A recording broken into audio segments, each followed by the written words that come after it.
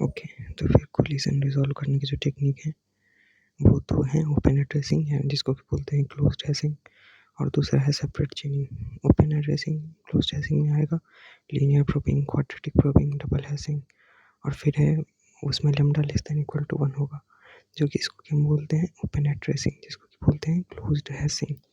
तो कोलिजन जब होगा तो कोलिजन रिजॉल्व करने के लिए हमारे पास दो टेक्निक है, एक है ओपन एड्रेसिंग जिसको कि बोलते हैं क्लोज्ड हैशिंग, और दूसरा है सेपरेट चेनिंग। और ओपन एड्रेसिंग क्लोज्ड हैशिंग के अंदर आता है लीनियर प्रोबिंग, क्वाड्रेटिक प्रोबिंग और डबल हैशिंग, जिसमें lambda less than equal to 1 होता है, यानी कि load factor less than equal to 1 होता है। लोड फैक्टर क्या है? Lambda number of keys upon hash table size, number of keys upon hash table size, इसको बोलते हैं लोड फैक्टर लैम्डा। तो lambda less than equal to 1 होता है in case of open addressing, that is closed hashing. Open addressing का मतलब है closed hashing. इसमें 3 तरह के हैं, linear probing, quadratic probing and double hashing. और फिर एक दूसरा मेथड है ओपन एड्रेसिंग क्लोज्ड हैशिंग के अलावा दूसरा मेथड है सेपरेट चेनिंग। तो लीनियर प्रोबिंग में क्या करते हैं? When there is a collision at memory location L, then we will search for empty slot sequentially starting from L, then L plus 1, then L plus 2, then L plus 3। तो क्या होगा linear probing में? क्या होगा जब भी एक collision होगा ना, जब भी कोलिजन होगा मेमोरी लोकेशन L पे, जब भी कोलिजन होगा मेमोरी लोकेशन L पे, तो हम लोग उसके बाद सिक्वेंसली जो है सो एम्प्टी स्लॉट सर्च करेंगे, सिक्वेंसली एम्प्टी स्लॉट सर्च करेंगे। एल से शुरू होते कि एल पे एम्प्टी स्लॉट है क्या, फिर देखेंगे एल प्लस 1 पे एम्प्टी स्लॉट है क्या, फिर देखेंगे एल प्लस 2 पे एम्प्टी स्लॉट है क्या, फिर देखेंगे एल प्लस 3 पे एम्प्टी स्लॉट है क्या। ऐसे करके हम सिक्वेंसली जो है सो स्टार्ट करेंगे। इसको बोलते हैं लीनियर प्रोबिंग। ठीक है, सिक्वेंसली देखेंगे। जब भी मेमोरी लोकेशन एल पे कोलिजन होगा, जब भी मेमोरी लोकेशन एल पे कोलिजन होगा, तो हम लोग क्या करेंगे? एल से स्टार्ट करते हुए सिक्वेंसली एम्प्टी स्लॉट के लिए सर्च करेंगे। एल के बाद एल प्लस 1 के बाद एल प्लस 2 के बाद L plus 3। Problem with linear probing suffers with primary clustering problem consecutive keys forms a cluster and the time to find a free slot increases। अच्छा, linear probing में क्या होता है? Primary clustering problem होता है। Primary clustering problem, consecutive keys जो हैं सो एक क्लस्टर बना लेते हैं, और उससे क्या होता है? फ्री स्लॉट फाइंड करने के लिए जो टाइम लगता है वो बढ़ जाता है, यानी कि फ्री स्लॉट फाइंड करने के लिए और ज़्यादा टाइम लगेगा तब।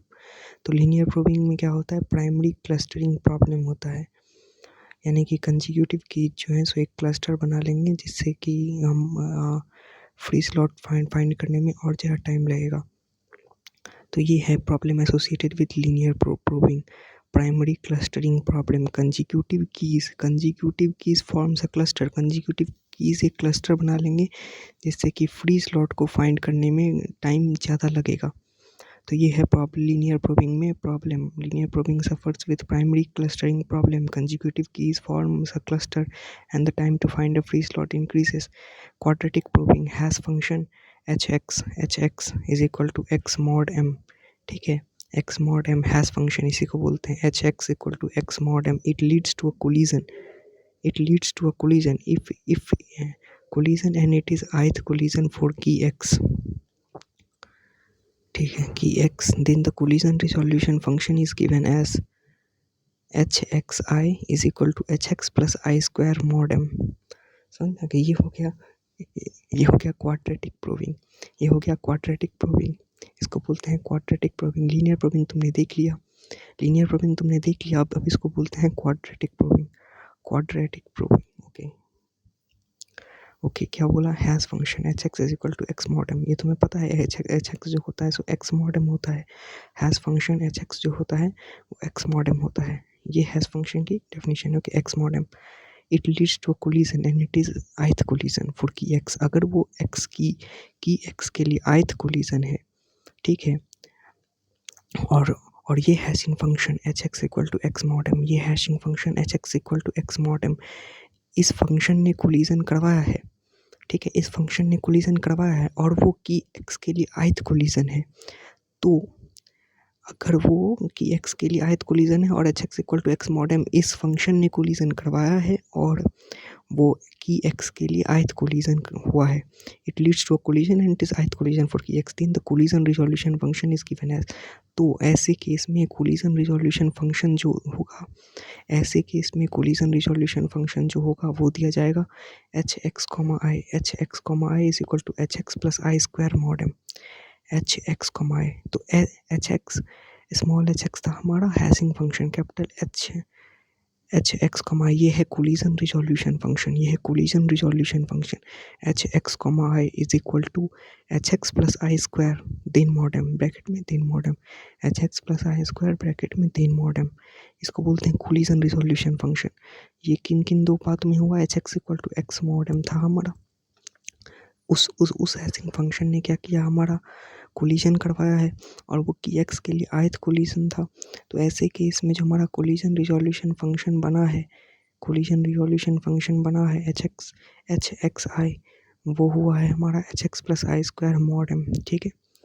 सर्चिंग ऑर्डर इसमें जो होगा वो होगा एल, फिर एल प्लस वन, फिर एल प्लस फोर, फिर एल प्लस नाइन, फिर एल प्लस 16, ऐसे करके सर्चिंग ऑर्डर होगा। पहले पहले हम फ्री स्लॉट हम कहाँ पे देखेंगे, एल पे, मेमोरी लोकेशन एल पे देखेंगे, फिर memory location L plus one पे देखेंगे, फिर memory location L plus four पे देखेंगे, फिर memory location L plus nine पे देखेंगे, ऐसे करके, क्योंकि हमारा कोलिजन रिजोल्यूशन फंक्शन है H X I is equal to H X plus I square mod M, और वो H X plus I square bracket में है, ठीक है। फ्री फ्रॉम प्राइमरी क्लस्टरिंग, ये जो है सो प्राइमरी क्लस्टरिंग से फ्री है, suffers with secondary clustering problem. तो क्वाड्रेटिक प्रोबिंग में प्राइमरी क्लस्टरिंग प्रॉब्लम नहीं होता है, क्वाड्रेटिक प्रोबिंग में सेकेंडरी क्लस्टरिंग प्रॉब्लम होता है, ठीक है। लीनियर प्रोबिंग में प्राइमरी क्लस्टरिंग प्रॉब्लम होता है, जहाँ पे consecutive keys forms a cluster and it takes more time to find a free slot. लेकिन क्वाड्रेटिक प्रोबिंग में प्राइमरी क्लस्टरिंग प्रॉब्लम नहीं होता है, क्वाड्रेटिक प्रोबिंग में सेकेंडरी क्लस्टरिंग प्रॉब्लम होता है। ये quadratic probing is free from primary clustering but suffers with secondary clustering problem. Now we will look at double hashing using two hash functions. हाँ, दो hash function का use करना है, इसको बोलते हैं डबल हैशिंग। ये भी एक कोलिजन रिजोल्यूशन टेक्निक है under open addressing, that is closed hashing. Double hashing is also a collision resolution technique under open addressing, that is closed hashing. Hash की है हैश वन, यहाँ पे हम क्या करेंगे, दो हैश फंक्शंस का यूज़ करेंगे। Double hashing is nothing but using two hash functions. Hash one key hash one, अच्छा हैश वन हो तो फंक्शन का नाम है और की इनपुट है, हैश वन और key plus I into hash two key, फिर मॉड्यूलो एम, वही मॉड्यूलो मॉड का ही रिप्रेजेंटेशन है शायद, मॉड्यूलो एम, वहाँ पे एक्स मॉड एम था, एच एक्स इक्वल टू, यहाँ पे हम दो हैश फंक्शंस का यूज़ करेंगे, hash one key plus I O plus I into hash two key modulo M, ठीक है। एम टेबल साइज, एम हमारा क्या है, कैपिटल एम हमारा टेबल साइज है।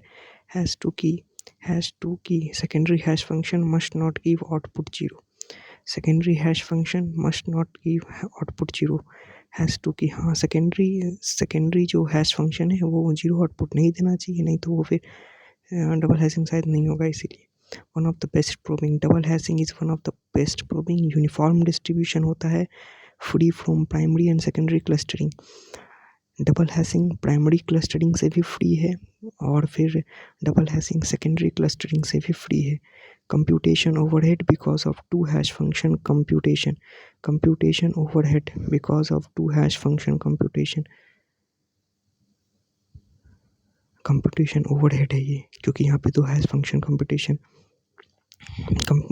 दो हैश फंक्शंस का कंप्यूटेशन किया जा रहा है, इसीलिए कंप्यूटेशन ओवरहेड है ये। डबल हैशिंग जो है सो कंप्यूटेशन ओवरहेड है, क्योंकि यहाँ पे दो हैश फंक्शंस का यूज़ किया जा रहा है। एम जो है हमारा टेबल साइज है, hash two key secondary hash function must not give output zero, secondary hash function output zero नहीं होना चाहिए, hash one key plus I into hash two key modulo M, ठीक है।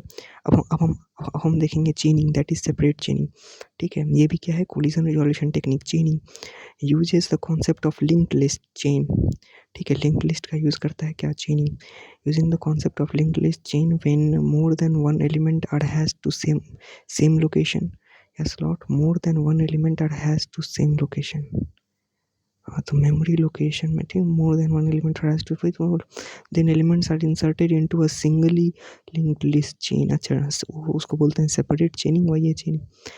Deletion is easy compare to open addressing. Open addressing के case से यहाँ पे delete करना आसान है। Deleting in open addressing requires rehashing remaining keys. अगर अगर हम ओपन एड्रेसिंग में डिलीट करेंगे तो हमें हमें सारे के सारे रिमेनिंग कीज़ को रीहैश करना होगा, रीहैश करना होगा, रीहैश करना होगा, तब रीहैश करना होगा। अगर हम ओपन एड्रेसिंग में हम डिलीट, ठीक है, तो चेनिंग कुछ नहीं है। चेनिंग चेनिंग लिंक लिस्ट के कॉन्सेप्ट को, लिंक लिस्ट को ही चेन कहते हैं, लिंक लिस्ट को ही चेन कहते हैं। तो लिंक लिस्ट के कॉन्सेप्ट को यूज़ करता है chaining, where more than one element are hashed to same location. जहाँ पे अगर जहाँ पे अगर अगर अगर अगर सेम लोकेशन से एक से ज़्यादा एलिमेंट हैश्ड हुए हैं, सेम लोकेशन यानी कि स्लॉट से एक से ज़्यादा एलिमेंट हैश्ड हुए हैं, then elements are inserted into a singly linked list. तब क्या किया जाता है, एलिमेंट्स को सिंगली लिंक्ड लिस्ट से जोड़ दिया जाता है, यानी कि चेन, सिंगली लिंक्ड लिस्ट जो कि चेन है। तो वैसे केस में हमारे एलिमेंट्स को सिंगली लिंक्ड लिस्ट से जोड़ दिया जाता है। अब ये सेपरेट चेनिंग में डिलीशन आसान होता है as compare to open addressing. क्योंकि ओपन एड्रेसिंग में अगर हम डिलीट करेंगे तो बाकी सारे जिस की को डिलीट कर रहे हैं, जिस की के लिए डिलीट कर रहे हैं, तो बाकी सारे रिमेनिंग कीज़ को हमें रीहैश करना होगा, रीहैशिंग करना होगा। नहीं तो सारे के सारे रीहैशिंग करना होगा, ठीक है, अगर हम ओपन एड्रेसिंग में डिलीट करेंगे तो, यानी कि linear probing, quadratic probing, double hashing में। They are the collision resolution technique. So chaining में डिलीट करना आसान होता है, इजी कंपेयर, क्योंकि अगर सेम ही लोकेशन पे एक से ज़्यादा एलिमेंट है तो वो उन एलिमेंट्स को सिंगली लिंक लिस्ट में स्टोर इंसर्ट कर देगा, ठीक है, ठीक है।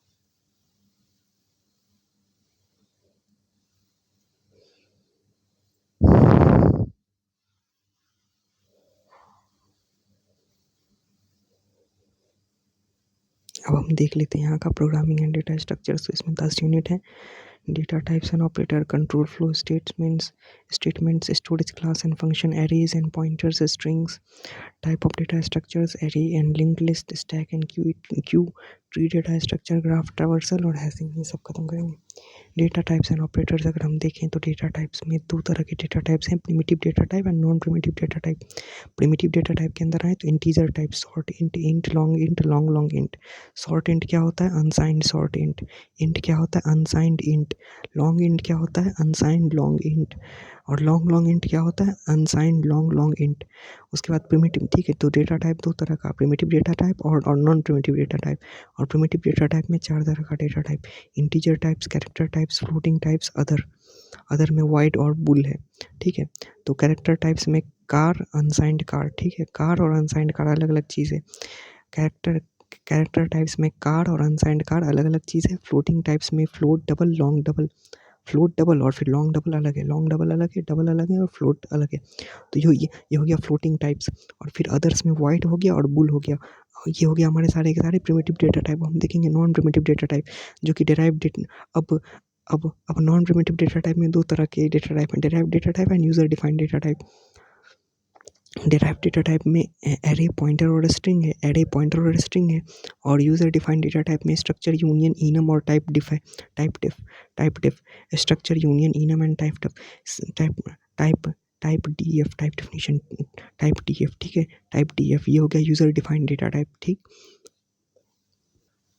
ठीक है। नॉन प्रिमिटिव डेटा टाइप में दो तरह का नॉन प्रिमिटिव डेटा टाइप होता है, एक होता है डेराइव डेटा टाइप और एक होता है user defined data type. Derive data type में आता है एरे, पॉइंटर और स्ट्रिंग। और यूजर डिफाइंड डेटा टाइप में आता है structure, union, enum and type definition.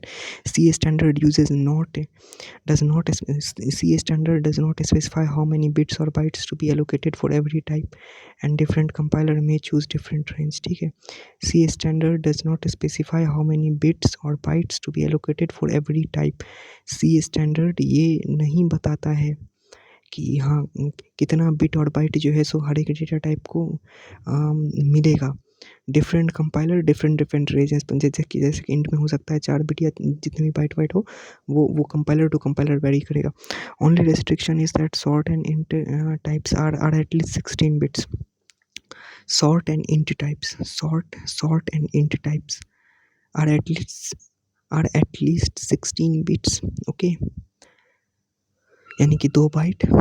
Long types are at least 32 bits, ठीक है, at least. And short is no longer than int, and short is no longer than int, of course, which is no longer than long type. हाँ, तो long type से वो int छोटा होगा और int से शॉर्ट छोटा होगा, लेकिन मिनिमम जो है सो शॉर्ट, मतलब शॉर्ट और इंट टाइप को 16 बिट्स मिलेगा ही मिलेगा, और लॉन्ग टाइप को जो 32 बिट्स मिनिमम, यानी कि शॉर्ट वाले मतलब जो है सो 2 बाइट, और लॉन्ग वाला 4 बाइट का मिनिमम, सॉरी, हाँ, 4 बाइट का मिनिमम होगा ही होगा, क्योंकि 1 बाइट में 8 बिट होता है, ठीक है। नॉर्मल बातें हैं। ऑपरेटर्स अगर हम देखें, depending upon the number of operands an operator in C language can be unary, binary and ternary. Okay, ठीक है। ऑपरेटर्स अगर हम देखें, depending upon number of operands an operator in C language can be unary, binary and ternary. अब इस पे depend करते हुए कि नंबर ऑफ ऑपरेंड्स कितने हैं, नंबर ऑफ ऑपरेंड्स के ऊपर डिपेंड करते हुए सी लैंग्वेज में ऑपरेटर जो है सो 3 तरह के हो सकते हैं, यूनरी ऑपरेटर, बाइनरी ऑपरेटर और टर्नरी ऑपरेटर, ठीक है। यूनरी ऑपरेटर, बाइनरी ऑपरेटर और और टर्नरी ऑपरेटर, जिसको 3 ऑपरेंड की ज़रूरत है वो टर्नरी ऑपरेटर, जिसको 2 ऑपरेंड की ज़रूरत है वो बाइनरी ऑपरेटर, जिसको 1 ऑपरेंड से काम चल जाता है वो होता है यूनरी ऑपरेटर। अब हम देखेंगे अरिथमेटिक ऑपरेटर्स। तो पहला है इसमें एडिशन यानी कि प्लस, सब्ट्रैक्शन यानी कि माइनस, मल्टीप्लिकेशन यानी कि क्रॉस, डिवीजन यानी कि स्लैश, मॉडुलस यानी कि percentage. Both operands for percentage operator must be integer types. Percentage operator का दोनों ऑपरेंट इंटीजर होना चाहिए, otherwise error will be raised. Percentage operator का दोनों ऑपरेंट इंटीजर ही होना चाहिए, नहीं तो एरर आएगा। The sign of the result for modulo operator is machine dependent. The sign of the result for modulo operator is machine dependent. Modulo operator का sign क्या होगा, रिजल्ट, मॉड्यूलो ऑपरेटर से जो रिजल्ट आएगा उसके साथ वो साइंड होगा या अनसाइंड होगा, ये मशीन पे डिपेंड, अलग अलग मशीन में अलग अलग मैन्युफैक्चर्ड होता है। अब हम देखेंगे रिलेशनल ऑपरेटर, लेस देन यानी कि लेस देन वाला एंगुलर ब्रैकेट, ग्रेटर देन यानी कि ग्रेटर देन वाला एंगुलर ब्रैकेट, लेस देन और इक्वल टू यानी कि लेस देन, इक्वल टू और greater than, and greater than equal to, greater than equal to, equal checking यानी कि 2 बार equal equal, not equal to, exclamation mark और फिर एक्सक्लेमेशन मार्क और फिर equal to. The result of these operators is always 0 to 1। अच्छा, 0 और 1, 0 होगा या 1 होगा। ये जो रिलेशनल ऑपरेटर है ना, रिलेशनल ऑपरेटर, इसका रिजल्ट हमेशा या तो 0 होगा या 1 होगा। इसका रिजल्ट हमेशा या तो 0 होगा या 1 होगा। ये जो रिलेशनल ऑपरेटर है ना, ये जो रिलेशनल ऑपरेटर है ना, इसका इसका इसका रिजल्ट या तो 0 होगा या जैसे कि एग्जांपल में ले लूँ, print F percentage D 20 greater than 10। Oh my God, ये भी होता है। ये तो आज तक मैंने कभी सोचा ही नहीं कि वो असली में क्या है। देखो ये एग्जांपल कितना अच्छा है। ओह माय गॉड, देखो कितना अच्छा एग्जांपल है, तो मैंने आज तक किया ही नहीं था। Print F percentage D 20 greater than 10, मैं परसेंटेज डी लिखता था और उधर वेरिएबल का नाम लिखता था, जिसका तो परसेंटेज डी का मतलब है वो एक इंटीजर लेके आएगा, और 0 1 भी इंटीजर।